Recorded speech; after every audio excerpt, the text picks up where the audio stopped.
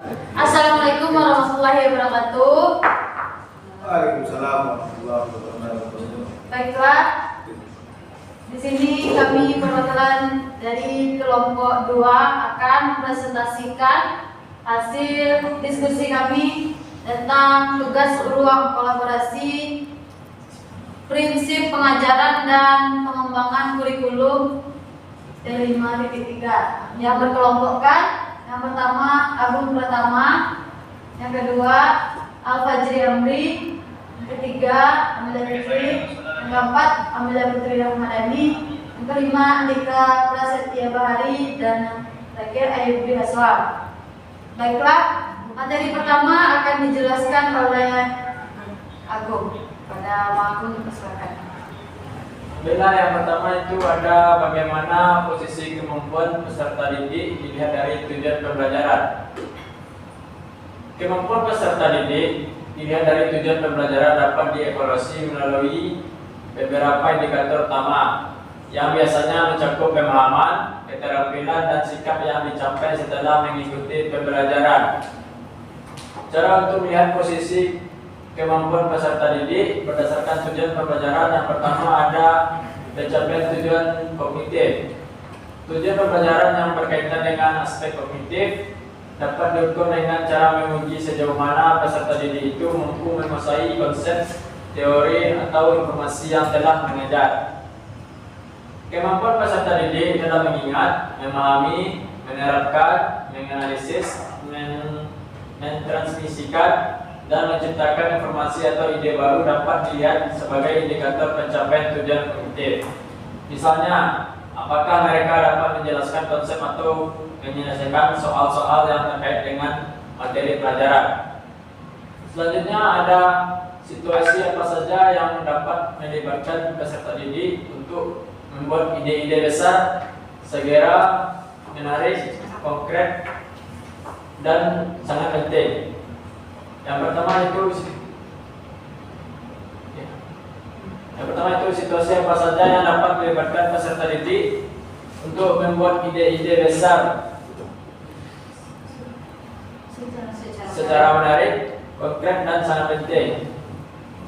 Agar ide-ide besar menjadi menarik, konkret, dan sangat penting bagi peserta didik, perlu menciptakan situasi pembelajaran yang dapat memicu minat dan keterlibatan mereka secara langsung. Contohnya, kunjungan lapangan atau studi kasus. Berikutnya, bagaimana cara mengunggah pemikiran untuk melibatkan semua peserta didik dalam ide-ide besar dan melakukan ujuk kinerja.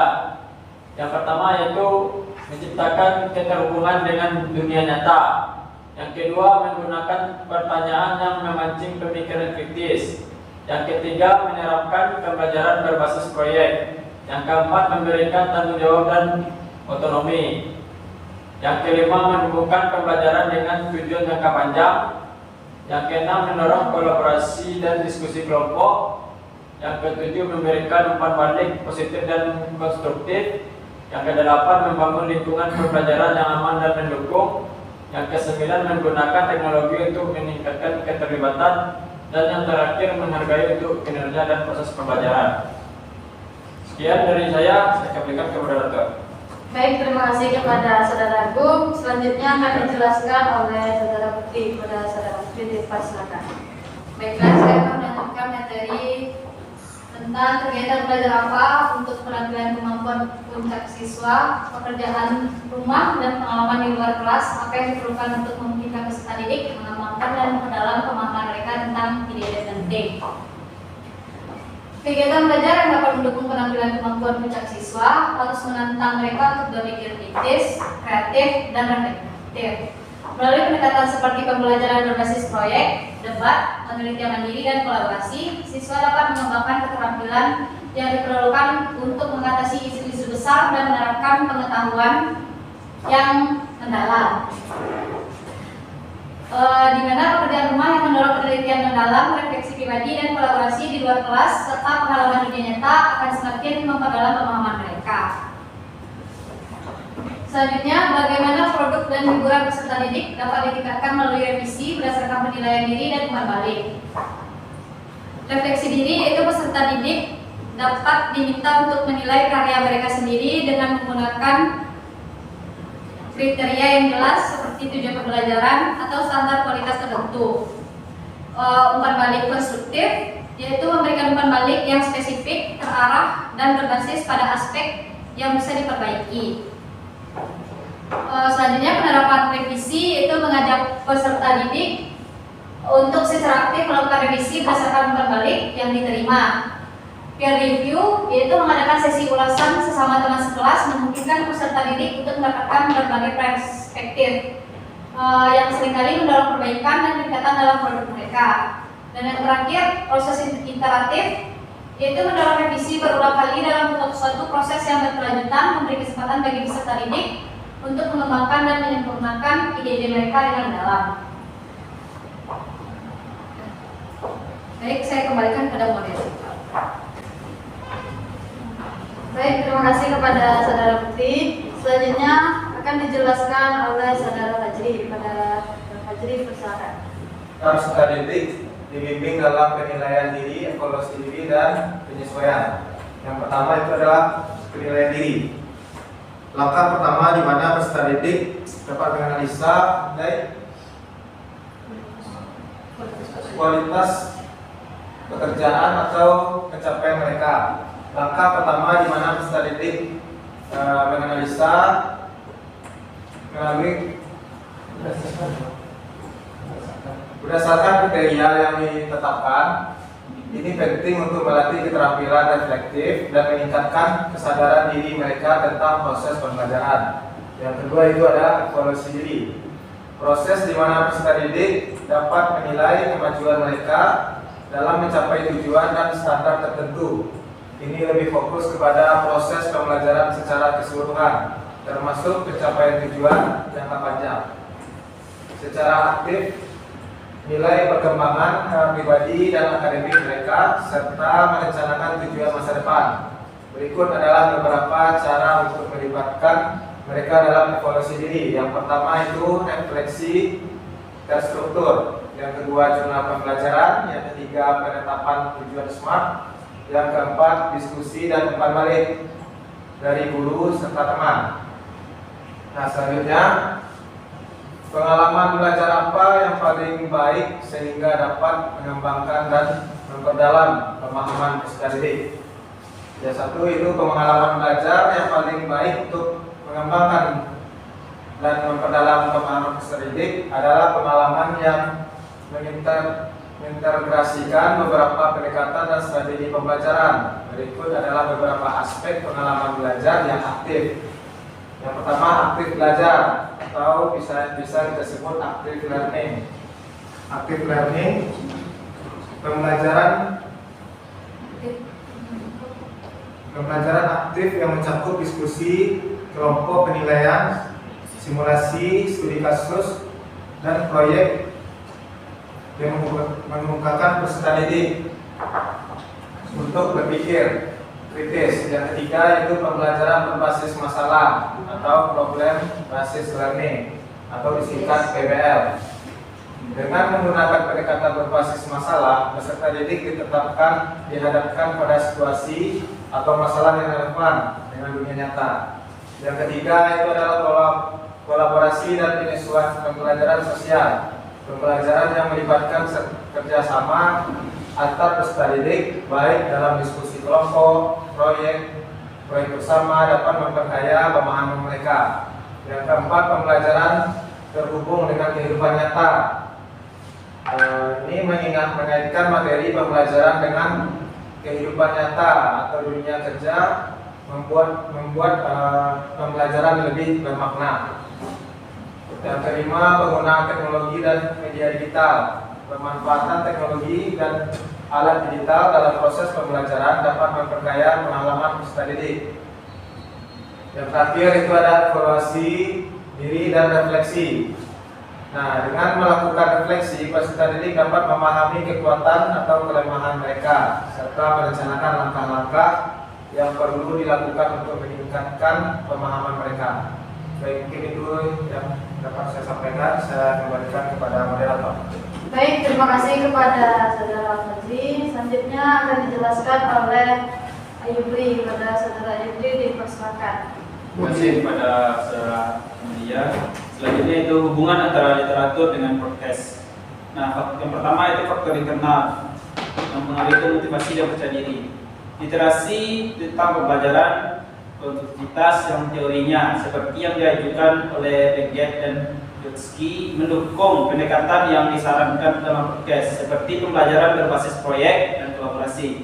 Literasi ini menunjukkan bahwa pembelajaran yang melibatkan pengalaman langsung, percakapan, kolaborasi dapat membuat materi lebih relevan dan meningkatkan minat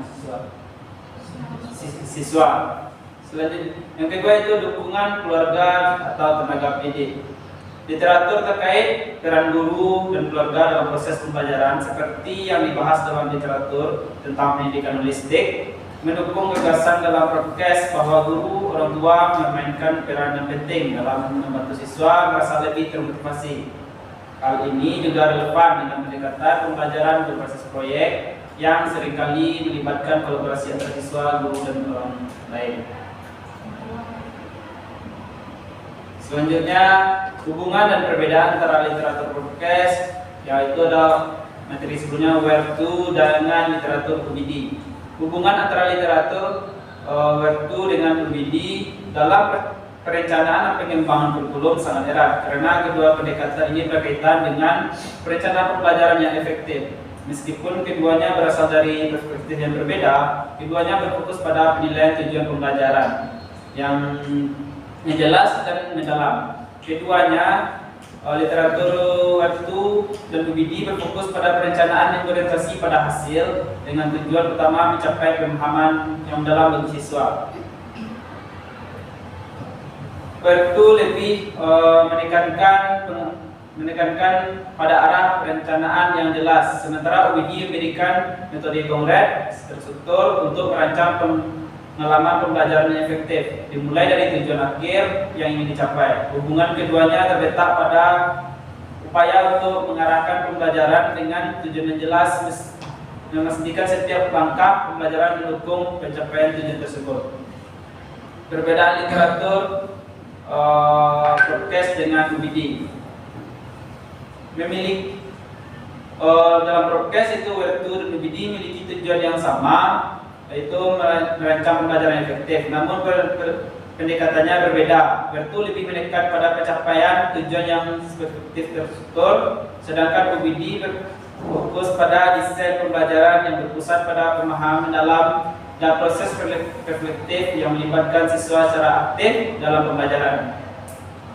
UBD lebih fleksibel, berfokus pada pengembangan keterampilan berpikir dan pemahaman konsep yang lebih luas, sementara waktu lebih terstruktur dan hasilnya lebih terukur secara langsung. Sekian, terima kasih. Baiklah, materi selanjutnya akan dijelaskan oleh Andika pada materi silakan. Terima kasih kepada moderator. Di sini saya akan menjelaskan mengenai hubungan dengan UBD, Understanding by Design. UBD merupakan sebuah model rancangan pembelajaran yang berfokus pada hasil pencapaian pemahaman mendalam dan pengembangan keterampilan yang relevan dengan dunia nyata. Ketika dibandingkan dengan temuan di lapangan yang dibahas dalam podcast, berikut adalah beberapa hubungan dan perbedaan yang dapat ditemukan. Pertama itu tujuan pembelajaran yang relevan. Dalam UBD, pembelajaran dimulai dengan menetapkan tujuan yang jelas dan relevan untuk siswa. Hal ini sejalan dengan saran dalam podcast yang menginginkan pembelajaran yang relevan dengan dunia nyata. UBD mendorong pengajaran yang berfokus pada pemahaman mendalam yang tidak hanya berorientasi pada pengetahuan teoritis, tetapi juga keterampilan praktis yang dapat digunakan siswa di berbasis proyek nyata. Kemudian metode pembelajaran aktif. UBD mendukung penggunaan metode pembelajaran, mendorong keterlibatan pembelajaran berbasis proyek yang dibahas dalam podcast adalah contoh nyata dari pendekatan ini dengan mengintegrasikan proyek yang memecahkan masalah dunia nyata siswa bisa lebih aktif dalam belajar dan lebih mudah memahami relevansi materi yang diajarkan.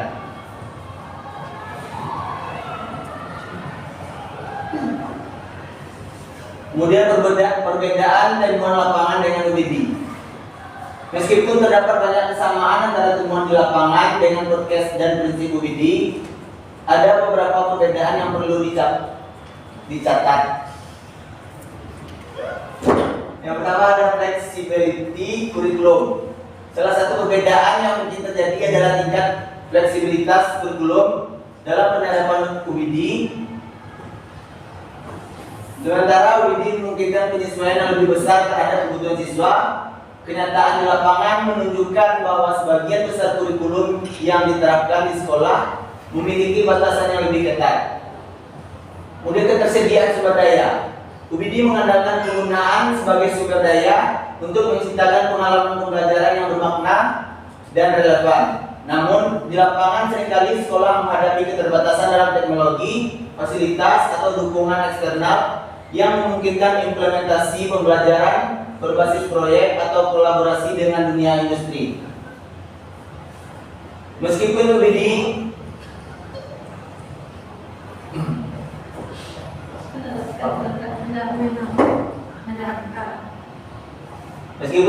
mendapat tenaga kerja yang fleksibel dan relevan untuk pembelajaran, implementasi di lapangan seringkali menghadapi tantangan yang signifikan, keterbatasan sumber daya, kurikulum yang adaptif, dan kendala dalam menjalin kerjasama dengan dunia luar menjadi hambatan utama dalam mewujudkan potensi penuh dan pendekatan pembelajaran ini.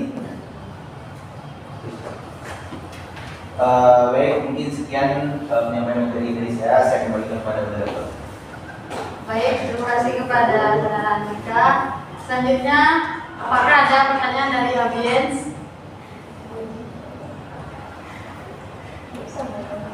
Jika tidak ada, langsung saja kami tutup. Terima kasih atas perhatian, maaf atas kesalahan. Assalamualaikum warahmatullahi wabarakatuh.